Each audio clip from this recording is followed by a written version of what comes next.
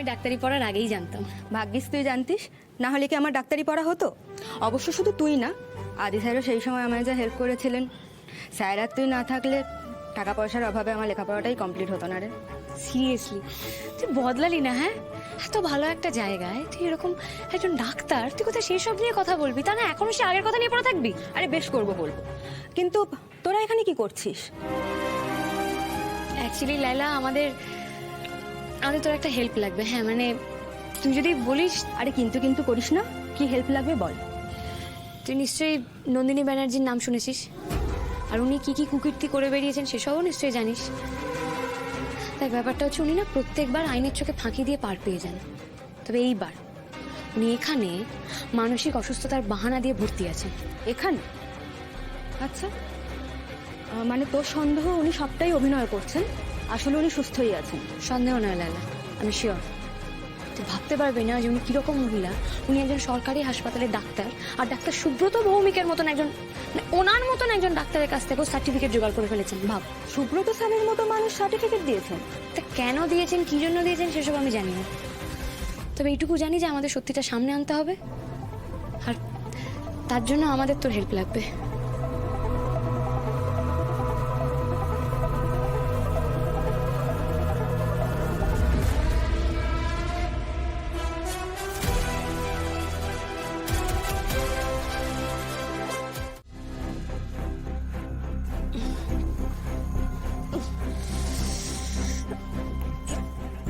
বাবারে, এ কি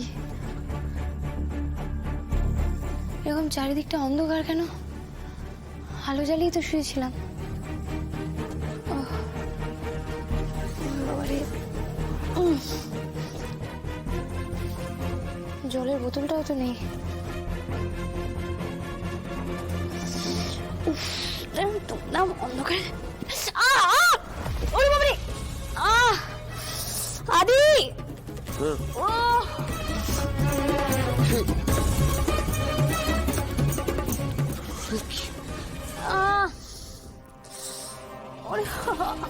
আনন্দি, আনন্দি, পড়ে গেলে কি করে এখানে? ওঠো ওঠো। আরে আর বলো না আদি, ওঠো ওঠো। ঘরটা অন্ধকার। ওঠো ওঠো। আমি জল তেষ্টা পেয়েছি বলে উঠতে গেলাম, পড়ে গেলাম। আরে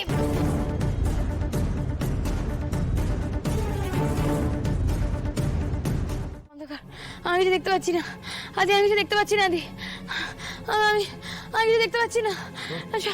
আমার চোখে আমি কিছু দেখতে পাচ্ছি না। আনন্দি, আমার কাউকে আবার কি হয়েছে? এই আনন্দি, আনন্দি, ওঠো ওঠো ওঠো। কি হয়েছে? কি হয়েছে? দেখতে পাচ্ছি না। কি হয়েছে?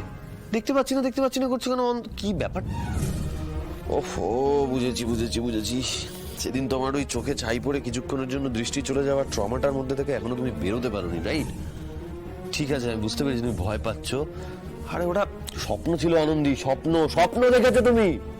স্বপ্ন? স্বপ্ন? এটা আদেও স্বপ্ন না কোনো সংকেত আদি? কি বলতে চাইছো তুমি? আমি যদি সত্যি সত্যি অন্ধ হয়ে যাই? কেন বলছো এগুলো? কেন তুমি অন্ধ হবে? আমি যদি সত্যি অন্ধ হয়ে যাই, তুমি হবে আমার অন্ধের যষ্টি। ও আনন্দি, কিচ্ছু হবে না তোমার, কিচ্ছু হতে দেবো না আমি।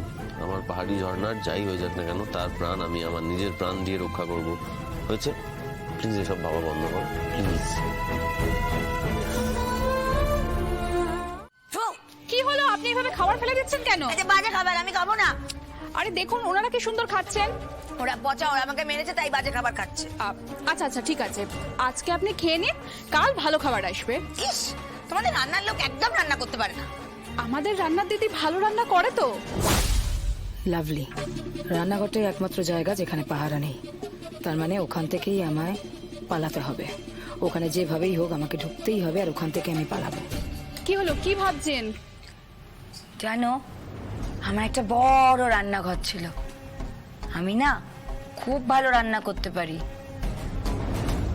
আমি ভালো রান্না করতে পারি, আমি অনেক রান্না করতে পারি। আমি রান্নাঘরে যাব।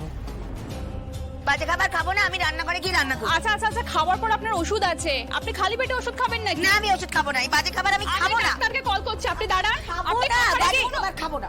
কি হচ্ছে এখানে? খাবার নষ্ট করছেন কেন আপনি? ম্যাডাম, আমি আপনাকেই ডাকতে যাচ্ছিলাম ম্যাডাম। উনি কিছুতেই খাবেন না বলছেন, আমি কত করে বোঝাচ্ছি। বলছেন নাকি রান্না ভালো না। এটা খাবার, এটা পচা খাবার। এই খাবার দময়ন্তীও খায় না। তাই দময়ন্তী কি খায়? দময়ন্তী চাইনিজ, মোগলাই এসব খেতে ভালোবাসে। আমি এসব রান্না করতে পারি, আর আমি এই রান্নাগুলো নিজে করব। হ্যাঁ আপনি রান্না করবেন? এসব চাইনিজ মোগলাই আপনি বানাবেন? হ্যাঁ, আমি চাইনিজ মোগলাই সব রান্না করতে পারি। আমি রান্না করব।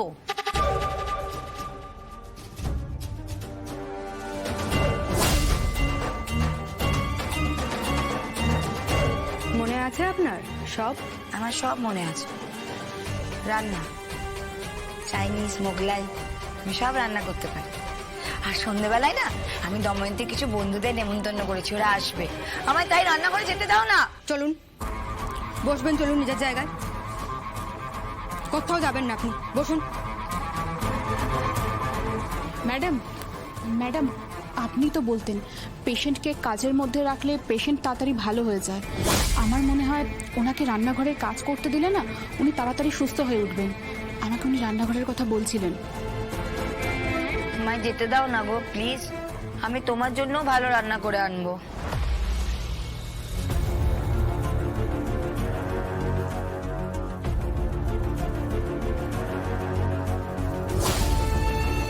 উনি না প্রত্যেকবার আইনের চোখে ফাঁকি দিয়ে পার পেয়ে যান, তবে এইবার উনি এখানে মানসিক অসুস্থতার বাহানা দিয়ে ভর্তি আছেন। বাকি পেশেন্ট গেলেও উনি যাবেন না। বাকি পেশেন্ট আর উনি এক নয়।